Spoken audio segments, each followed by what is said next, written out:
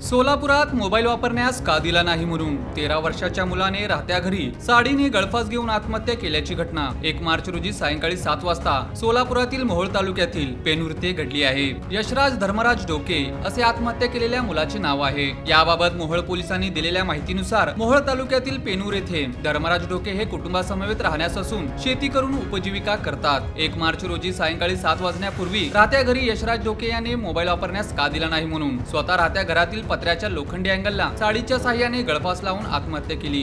तो घराची कडी का उघडत नाही म्हणून कुटुंबियांनी लोखंडी रॉड घालून कडी तोडली। गळफास घेतलेला दिसला। त्याला तात्काळ पेनूर येथील खासगी रुग्णालयात व त्यानंतर मोहोळ येथील शासकीय रुग्णालयात उपचारासाठी आणले असता डॉक्टरांनी तपासून त्याचा उपचारापूर्वीच मृत्यू झाल्याचे सांगितले। या प्रकरणी आबा दत्तात्रय डोके यांनी मोहोळ पोलीस ठाण्यात माहिती दिली असून अकस्मात मृत्यूची नोंद करण्यात आली आहे। या घटनेचा अधिक तपास पोलीस कॉन्स्टेबल नाळे हे करीत आहेत।